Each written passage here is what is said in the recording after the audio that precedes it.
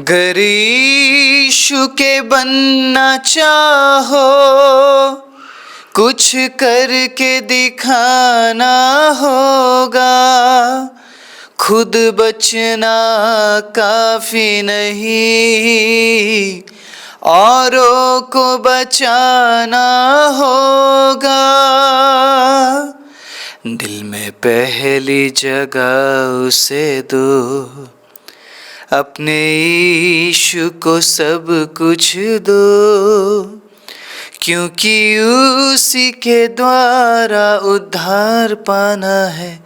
जीती आत्मा का दान उसे दो, तन मन और धन उसे दो।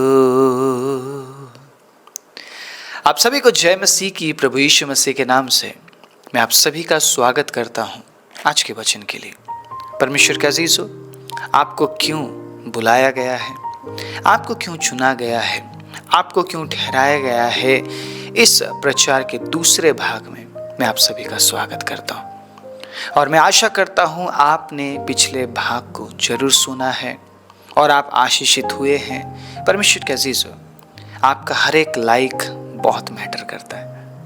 आपका हर एक लाइक परमेश्वर की महिमा करती है।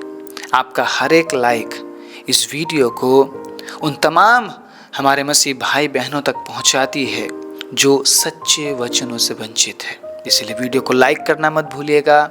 चैनल को अगर आपने सब्सक्राइब नहीं किया है, आप काफ़ी दिन से सुन रहे हैं, चैनल को सब्सक्राइब कीजिए, कमेंट कीजिए परमेश्वर की महिमा के लिए, और साथ ही साथ इस वीडियो को शेयर कीजिए। प्रभु आप सभी को आशीष दे। परमेश्वर आपके संग रहे। प्रभु की उपस्थिति आपके घर में हो, आपके जीवन में हो, और हर दिन आप वचन से तैयार किए जाए। तैयारी कैसे की जा सकती है? क्या सिर्फ प्रार्थना करने से आप तैयार हो सकते हैं? नहीं। क्या सिर्फ उपवास करने से आप तैयार हो सकते हैं? नहीं। क्या अन्य भाषा बोलने से आप तैयार हो सकते हैं? नहीं। तैयारी करनी है तो वचन से। वचन में लिखा है कितना प्रार्थना करना है, वचन में लिखा है कितना धर्मी बनना है, वचन में लिखा है किस तरीके से धर्मी जीवन जीना है, वचन में लिखा है कितना उपवास करना है, वचन में लिखा है क्यों उपवास करना है, वचन में लिखा है किस तरीके से उपवास करना है, वचन में लिखा है कितना प्रार्थना करना है, वचन में लिखा है कब प्रार्थना करना है, कब नहीं करना है, कब परमेश्वर की सेवा करना है, किस तरीके से करना है। परमेश्वर के अजीजों, जो भी है प्रभु के वचन से है, और जो वचन से अपने आप को सजाते हैं, वचन से अपने आप को तैयार करते हैं, वचन के जरिए अपने आप को संभालते हैं, वो तैयार हो रहे हैं। आमीन, हालेलुया। वो तैयार हो रहे हैं। And I am asking to every people, I am asking to every person, मैं हर एक व्यक्ति से पूछ रहा हूं, are you ready? Are you ready for the kingdom of God? क्या आप तैयार है परमेश्वर के राज्य के लिए? या क्या आप तैयार हो रहे हैं परमेश्वर के राज्य के लिए? परमेश्वर के राज्य के लिए तैयार होने के लिए हमें परमेश्वर के वचन की जरूरत है। जब मैं परमेश्वर के वचन को पढ़ता हूं ना, एक अलग तरीके का सुकून मुझे मिलता है। एक ऐसी शांति मुझे मिलती है जो शांति इस पूरी दुनिया में कहीं भी नहीं है। एक अपनापन मुझे महसूस होता है। मुझे लगता है कोई मेरे साथ है, कोई मेरे आसपास है, कोई मुझे संभाले हुए है, कोई मेरी चिंता करता है, कोई मुझसे प्रेम करता है। जब आप नेग्लेक्ट कर दिए जाते हैं ना, आप अपने परिवार से, अपने लोगों से जब आप दूर कर दिए जाते हैं, परमेश्वर के अजीजों, कभी भी मत सोचिएगा आप अकेले। परमेश्वर ने ये वचन हमें दिया है। अगर दिल से आप इस वचन को पढ़ते हैं ना, वो आपके इतने करीब होगा आप अंदाजा भी नहीं लगा सकते। वो आपके इतने करीब होगा, वो आपसे बात करने लगेगा। आप ये नहीं बोल सकते हैं कि पास्टर जी मैं तो एक दिन बाइबल पढ़ा हूँ और शायद मैं एक हफ्ते से बाइबल पढ़ रहा हूँ लेकिन प्रभु बात नहीं कर रहे। मैं ये बोलना चाहता हूँ, वो आपके लगाव को देखते हैं, वो आपके लगाव को देखते हैं। हमारा प्रभु हमारे लगाव को देखते हैं, हम कितने लगाव के साथ उसके वचन को पढ़ रहे हैं। कंपटीशन करने वाले, तुलना करने वाले और परमेश्वर के अजीजों अपने आप को धर्मी दिखाने वाले कभी भी परमेश्वर को प्राप्त नहीं कर पाएंगे, क्योंकि वो पापियों के लिए आया, धर्मियों के लिए नहीं। एक व्यक्ति जो पापी से धर्मी बनता है ना, उसे पता है मैं पापी था और मुझे धर्मी बनाया गया है, मैं अपने आप नहीं बना हूं। अगर मैं धर्मी हूं तो मैं किसी के वजह से हूं। किसी ने मेरे पापों का प्रायश्चित किया है, किसी ने मेरे पापों का बदला चुकाया है, किसी ने पे किया है जिसकी वजह से आज मैं धर्मी हूं। किसी ने चुकाया है वो दाम, जो पाप मैंने किए थे उन तमाम पापों का दाम किसी ने चुकाया है, इसलिए आज मैं धर्मी। वो जानता है वो धर्मी क्यों है। लेकिन जो धर्मी बनकर दिखाते हैं, जो ये दिखाते हैं कि मैं धर्मी हूं, परमेश्वर के अजीजों, उनके लिए ये मायने नहीं रखता है कि किसने उनके लिए कीमत चुकाई। वो सोचते हैं मेरे कामों की वजह से मैं धर्मी हूं, इसलिए मैं धर्मी बनकर दिखाता हूं। आज मैं कुछ ऐसी बातें आपके बीच में रखना चाहता हूं, आपके चुने जाने के बारे में, आपके बुलाए जाने के बारे में, आपके ठहराए जाने के बारे में। कान खोलकर सुनिएगा, ये वचन कानों के खुजली को मिटाने के लिए नहीं है, बिल्कुल भी। स्ट्रेट फॉरवर्ड आप तक पहुंचेगा परमेश्वर के अजीजों। और अगर आपने अपने दिल को थाम कर अगर इस वचन को सुन लिया, बहुत कुछ बदलने वाला है। आमीन। बहुत कुछ बदलने वाला है, क्योंकि मैं किसी भी व्यक्ति विशेष के बारे में बात नहीं करूंगा, मैं किसी देश के बारे में बात नहीं करूंगा, मैं संसारिक चीज़ों के बारे में बात नहीं करूंगा। I will talk about the word of God. मैं परमेश्वर के वचन के बारे में बात करूंगा, मैं परमेश्वर के वचन के सच्चाई के बारे में बात करूंगा। I will talk about the truth. Hallelujah. मैं सच्चाई के बारे में बात करूंगा, और सुनना पड़ेगा, जितना आप सच्चाई के साथ लगाव रखेंगे उतना ही आप स्वर्ग के नजदीक होते हैं। हालेलुया। लेकिन जितना आप झूठ में होकर चलते हैं ना, आप एक ऐसी दुनिया में जीते हैं जो दुनिया काल्पनिक है। आप कहते हैं ये हो रहा है, वो हो रहा है, लेकिन कुछ होने वाला नहीं है, कुछ होने वाला नहीं है, क्योंकि वचन के अनुसार हम नहीं चल रहे हैं, वचन के अनुसार हम नहीं जी रहे हैं। तो आप नरक के बहुत नजदीक हैं। मैं आज आप सभी से ये कहना चाहता हूँ, ये कहते हुए उत्साहित करना चाहता हूँ, परमेश्वर आपको नरक में नहीं, परमेश्वर आपको स्वर्ग में देखना चाहते हैं। हालेलुया। परमेश्वर ने आपको नरक के लिए बनाया ही नहीं है।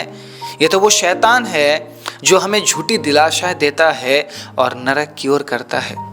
वो ये कहता है कोई नहीं, आज तूने गलती कर ली, कल मत करना, बस ऐसा चलता रहेगा, बस गलती कर और माफी मांग, गलती कर और माफी मांग, गलती कर और माफी मांग, बस चलता रहेगा ऐसे। और उस दिन जब हमें पता चलेगा कि मेरे पास टाइम नहीं है अपने आप को सुधारने के लिए, मैं क्या करता रहा पूरी जिंदगी भर, उस दिन वो हंसेगा और वो ये कहेगा मैं तो यही चाहता था कि तेरा टाइम खत्म हो जाए। आप समझ रहे मैं क्या बोल रहा हूं? आप बुलाए गए हैं समय को बर्बाद करने के लिए नहीं, आप बुलाए गए हैं परमेश्वर के अजीजों समय को काटने के लिए नहीं, आप बुलाए गए हैं परमेश्वर के अजीजों समय को नजरअंदाज करने के लिए नहीं, बल्कि समय का सही उपयोग करते हुए अपने आप को तैयार करने के लिए आप बुलाए गए हैं। आमीन। आज के दिन में अगर आप उस मकसद को छोड़ देते हैं, उस रास्ते को छोड़ देते हैं, उस थॉट, उस विचार को छोड़ देते हैं जो परमेश्वर की ओर से है, आप अपने आप को वैसा बना ही नहीं पाएंगे कल के दिन में जैसा परमेश्वर आपको बनाना चाहता है। छूट गया वो समय, छूट गया वो टाइम। परमेश्वर का अजीजों, वो समय कभी दोबारा लौट कर नहीं आएगा। मैं एक छोटा सा एग्जाम्पल देना चाहता हूँ। मेरे जितने भी भाई बहन जो लोग गिटार बजाते हैं ना, जो लोग गीतों को सीखते हैं, वर्शिप करना चाहते हैं, मैं काफ़ी समय पहले मसीही गीतों के बारे में मैं वीडियोस बनाता था। अगर आप देखना चाहते हैं, चैनल में है, काफ़ी साल पहले की बात है, करीबन 2 साल पहले की बात है। मैं काफ़ी वीडियो बनाता था गीतों को लेकर, क्योंकि मुझे आराधना करना बहुत पसंद है और मैं चाहता था कि जितने भी मेरे मसीह भाई लोग हैं वो सही तरीके से वर्शिप करें, सही तरीके से गीतों को गाए। तो मैं कोशिश करता था कि अच्छे गीतों को मैं चूज़ करूं और उन गीतों को कैसे हम गा सकते हैं, किन कॉर्ड्स को इस्तेमाल करना चाहिए, मैं सारी बातें वीडियोस में मैं बताता था और काफ़ी लोगों ने आशीष पाई है, उन वीडियोस को देखा है और गीतों को उस तरीके से प्रेजेंट किया है करके मैं विश्वास भी करता हूँ परमेश्वर के अजीज़ हो। तो मैंने पता है क्या सीखा कि जब मेरे पास समय था तब मैंने अपने समय को उस काम के लिए लगाया।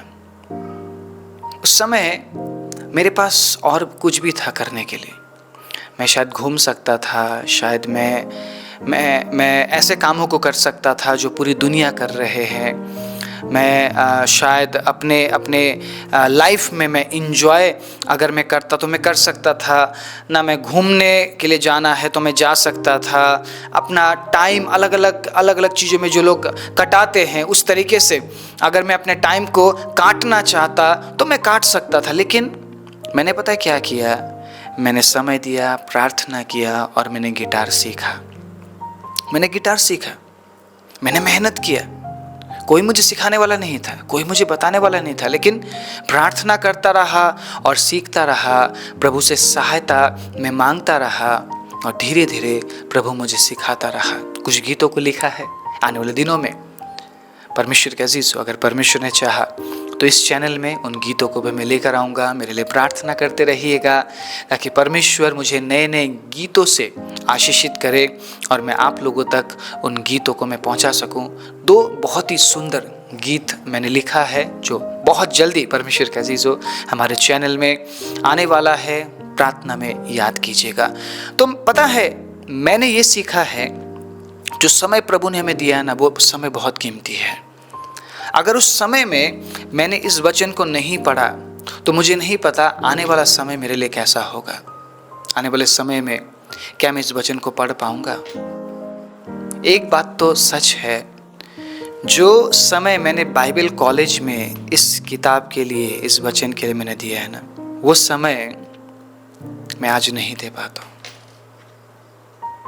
मुझे कई बार बहुत दुख लगता है और मैं प्रभु से भी बोलता हूँ कि प्रभु मुझे वही समय लौटा दीजिए, लेकिन कई बार पॉसिबल नहीं हो पाता है। परिवार के साथ, मिनिस्ट्री के साथ ना।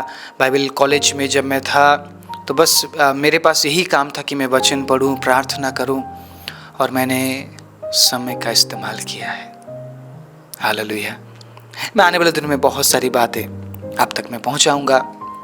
बस बने रहिएगा, अपना प्यार दिखाइएगा, चैनल को ज्वाइन कीजिए। परमेश्वर के अजीज़, आने वाले दिनों में बहुत आशीष प्रभु हमें देने जा रहे हैं। मैं यहाँ पर झूठी दिलासा देकर आपको ये नहीं बोलूँगा ये मिलेगा वो मिलेगा, नहीं। आत्मिक आशीष के बारे में मैं बात कर रहा हूँ। बहुत आशीष प्रभु हमें देने जा रहा है, बहुत कुछ प्रभु हमें सिखाने जा रहा है। इसलिए हमारे चैनल को ज्वाइन कीजिए। अगर आप ज्वाइन करेंगे आपका सहयोग मुझ तक पहुँचेगा और हमें मदद मिलेगी और हम परमेश्वर के काम को जारी रख पाएंगे। आप सभी के सहयोग और सहायता की ज़रूरत है। आइए हम एक होकर परमेश्वर के राज्य के लिए कार्य करें और इसी बारे में आज मैं बात करना चाहता हूँ। जिस तरीके से मैंने ये समझाया है कि मैंने अपने समय को कहाँ पे और कैसे इस्तेमाल किया, हर बार शायद मैं सही नहीं था, लेकिन हर बार मैं गलत भी नहीं था। आप समझ रहे मेरी बात? कई बार शायद मैंने अपना समय सटीक काम के लिए मैंने इस्तेमाल नहीं किया होगा, नहीं कर पाया होऊंगा मैं, लेकिन मैंने ज़्यादातर समय परमेश्वर के अजीज़ों अपने समय को मैंने सही जगह में इस्तेमाल किया है। इसलिए आज मैं इस वचन के साथ आपके सामने हूँ। अगर मैंने अपने समय को गवाया होता तो मैं इस वचन को लेकर आपके सामने आने का मैं योग्य नहीं होता। मैं ये नहीं बोल रहा हूँ कि मैं बहुत अच्छा हूँ, नो, लेकिन मैं ये बोल रहा हूँ परमेश्वर के अजीज़ों, हमें हमारे समय को सही तरीके से उपयोग करना बहुत ज़रूरी है। क्योंकि अगर आपने अपने समय को सही तरीके से उपयोग किया तो आप किसी के लिए उदाहरण का कारण बन जाएंगे। आमीन। आप उदाहरण का कारण बन जाएंगे। क्योंकि आपको बुलाया ही इसीलिए गया है। सुनिएगा, पहला पत्रस 3 अध्याय 9वें आयत को मैं पढ़ूंगा। पिछले प्रचार में मैंने 8 आयत को मैंने पढ़ा था, 9वें आयत को आज मैं पढ़ता हूँ। सुनिएगा, बुराई के बदले बुराई मत करो और ना गाली के बदले गाली दो, पर इसके विपरीत आशीष ही दो, क्योंकि तुम आशीष के वारिस होने के लिए बुलाए गए हो। अगर आप आशीषित होना चाहते हैं, अगर आप आशीष के वारिस बनना चाहते हैं, आपको क्या करना पड़ेगा आज मैं बताना चाहता हूं। आप क्यों बुलाए गए हैं, आप क्यों ठहराए गए हैं, आप क्यों चुने गए हैं परमेश्वर के अजीजों, ताकि आप आशीषित हो सके, आप आशीषित जीवन जी सके। और आशीषित होने का और आशीषित जीवन जीने का मतलब क्या है, वो आज मैं रिवील करना चाहता हूं। अंत का समय है। लोग बोलते हैं आशीष का मतलब पैसा है, लोग बोलते हैं आशीष का मतलब गाड़ी है, आशीष का मतलब घर है। मैं आपसे पूछना चाहता हूं, भूकंप आने पर क्या आप उन चीजों को बचा पाएंगे? क्या आप उन चीजों की रक्षा कर पाएंगे? अगर आप कॉन्फिडेंटली ये बोलते हैं कि नहीं पास्टर जी हम रक्षा कर लेंगे, तो मैं कहना चाहता हूं वही आशीष है परमेश्वर की तरफ से, वही आशीष है। क्योंकि जो प्रभु आशीष देता ना, वो कभी नाश नहीं होता। वो नाशवान चीजों से आपको आशीषित नहीं करना चाहता है, वो अविनाशी चीजों से आपको आशीषित करना चाहता है। आमीन। नाशवान चीजें कुछ समय के लिए है, कुछ समय के लिए आपके पास है परमेश्वर के अजीजों, उसके बाद खत्म हो जाएगा। एक दिन के लिए आपके पास कोई भी चीज नया है, अगले दिन वो चीज पुराना है। बस एक ही दिन आप आदर करते हैं किसी भी नए चीज का, नेक्स्ट डे वो आपके लिए पुराना हो जाता है। फिर आप नए चीज के लिए आप तत्पर रहते हैं, फिर आप नई चीज को खरीदते हैं, फिर वो पुराना हो जाता है। आप समझ रहे मैं क्या बोल रहा हूं? आशीष का मतलब संसारिक चीजें और नाशवान चीजें नहीं है। आशीष का मतलब क्या है वो मैं आपको बताऊंगा, लेकिन उससे पहले सुनिए आपको क्यों चुना गया है, ताकि आप उदाहरण बने। आप किस तरीके से चर्च में बैठ रहे हैं, लोग देख रहे हैं आपको। आप किस तरीके से गीतों को गा रहे हैं, लोग देख रहे हैं आपको। आप किस तरीके से प्रचार कर रहे हैं, लोग देख रहे हैं आपको। आपका घर में रहन सहन कैसा है, लोग देख रहे हैं। आपके बच्चे देख रहे हैं परमेश्वर के अजीजों, लोग देख रहे हैं। और वो लोग पता है आपको देखकर आने वाले दिनों में जो आपने किया वही सीखेंगे और वही करेंगे। अगर आपके बच्चे नाश हो रहे हैं, अगर आपके बच्चे परमेश्वर को पहचान नहीं पा रहे हैं, इसका मतलब कहीं ना कहीं गलती आपकी है, क्योंकि आप उदाहरण नहीं बने उनके सामने। आप उदाहरण नहीं बने उनके सामने। आपने एक ऐसा जीवन नहीं जिया कि आप उनके लिए आशीष का कारण बने। आपने उनको शायद संसारिक चीजों से आपने आशीषित किया है। आपने शायद उनके लिए हर एक चीजों को बंदोबस्त आपने किया है, लेकिन आप उदाहरण नहीं बन पाए। आप एक अच्छा विश्वासी नहीं बन पाए उनके सामने। आप एक अच्छा प्रभु का दास नहीं बन पाए। उनके मन में, उनके दिल में हमेशा एक ही बात है कि जो मेरे पिता ने किया वही मैं करूंगा, और आज शायद वो वही कर रहे हैं। कई बार बहुत से हमारे भाई बहन ऐसे हैं कि वो अपने बच्चों के साथ एक विश्वासी जीवन वो नहीं जिए, और जब बच्चे बड़े हो जाते हैं परमेश्वर के अजीजों, जब बच्चे बिगड़ जाते हैं तब आकर कहते हैं प्लीज़ हमारे बच्चों के लिए प्रार्थना कीजिए। आपके आंसू बहाने से क्या आपके बच्चे ठीक हो जाएंगे? मुझे बताइए आज, क्या आपके आंसू बहाने से आपके बिगड़े हुए बच्चे ठीक हो जाएंगे? आपको ध्यान रखना था कि आप कैसे जी रहे थे उनके सामने। आप सिर्फ अपने बच्चों के लिए नहीं, आप सिर्फ अपने परिवार के लिए नहीं, आप बहुत से लोगों के लिए उदाहरण का कारण है। आपको पता है आपको इसलिए बुलाया गया है ताकि आप उदाहरण का कारण बने। आप आशीष के वारिस होने के लिए बुलाए गए हैं, लेकिन उससे पहले आपको क्या करना है? आपको दूसरों को आशीष देना है। आपको दूसरों के लिए आशीष का कारण बनना है। कोई आपको गाली दे रहा है, तो अगर आप उससे भी गाली दे रहे हैं, आप आशीषित व्यक्ति नहीं है। आप आशीषित व्यक्ति नहीं है। अगर कोई आपको नीचा दिखा रहा है और आप तत्पर है कि आप उसे भी नीचा दिखाए, आप आशीषित व्यक्ति नहीं है। आप समझ रहे इस बात को? अगर मैं किसी को जाकर ये बोल रहा हूं कि वो व्यक्ति ऐसा है, वो व्यक्ति ऐसा है, मैं उन्हें नीचा दिखा रहा हूं, मैं उन्हें नीचा कर रहा हूं, मैं आशीषित व्यक्ति नहीं हूं। क्योंकि अगर मैं दूसरों का आशीष नहीं दे पा रहा हूं तो मैं आशीष का वारिस कैसे बन सकता हूं? मुझे परमेश्वर ने दूसरों को आशीष देने के लिए बुलाया है, ना कि श्राप देने के लिए। मुझे परमेश्वर ने दूसरों को उठाने के लिए बुलाया है, ना कि गिराने के लिए। मुझे परमेश्वर ने दूसरों को संभालने के लिए बुलाया है, ना कि क्रिटिसाइज करने के लिए, ना कि तुलना करने के लिए, ना कि दूसरों को परमेश्वर के अजीजों बुरा बोलने के लिए। परमेश्वर ने मुझे इसलिए नहीं बुलाया है। हम जितने भी मसीही लोग हैं, आइए हम एक हो जाए, आइए हम एक हो जाए और उस एक परमेश्वर को जो था, जो है और जो आने वाला है, उसकी परमेश्वर के अजीजों, अगर आप बाइबल या खरी शिक्षा में हैं, आप इस वचन को समझेंगे जो आज मैं बोल रहा हूं। लेकिन अगर गलत शिक्षा की ओर आप लग चुके हैं तो ये प्रचार आपके लिए आशीष का कारण नहीं बनने वाला है। अगर आप ये मानते हैं कि जो मेरा जीवन है वो मेरा है, मुझे बस मेरे जीवन के लिए जीना है, मुझे बस मेरे जीवन में ध्यान देना है, मुझे बस वही करना है जो मुझे अच्छा लगता है, इसका मतलब आप परमेश्वर के वचन के शिक्षा के अनुसार नहीं हैं।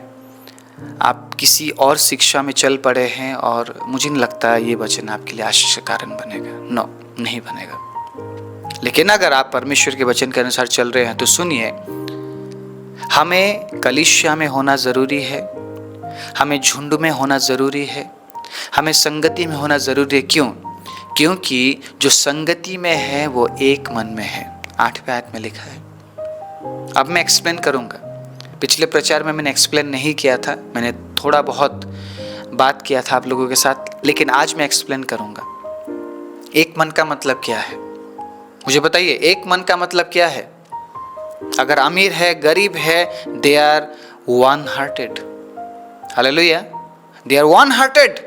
वो एक मन के हैं, उनका दिल एक जैसा है। Praise the Lord, hallelujah.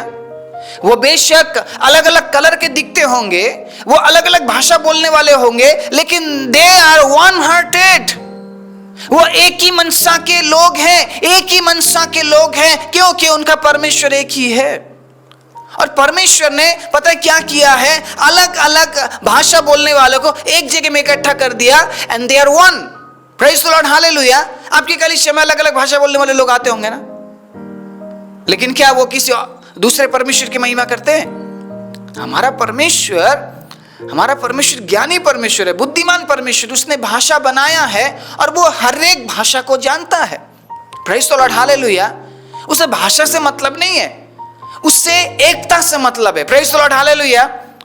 अगर हम संगति में हैं तो हम एक मन में हैं, परमेश्वर के अजीजों। इसीलिए हमें संगति में होना जरूरी है, क्योंकि उसने संगति स्थापित की, उसने कलीसिया स्थापित की, उसने कलीसिया की स्थापना की, परमेश्वर के अजीजों। और कहा, अधोलोक के फाटक मेरी कलीसिया में प्रबल नहीं होंगे। हालेलुया। और पता है प्रभु यीशु मसीह ने क्या कहा? जहां 2 या 3 मेरे नाम से इकट्ठे हैं। 2 या 3 का मतलब क्या है? सिर्फ 2-3 या सिर्फ 20-25 या 20-30 या 2 लाख 3 लाख? क्या मतलब है 2-3? यूनिटी का मतलब है। इसका मतलब ये नहीं कि सिर्फ 2 और 3 ही होना चाहिए, नहीं, यूनिटी, एकता को दर्शा रहा है हमारा प्रभु। आप समझ रहे मेरी बात? कलीसिया है तो ग्रुपिज्म नहीं होगा, नहीं होगा ग्रुपिज्म।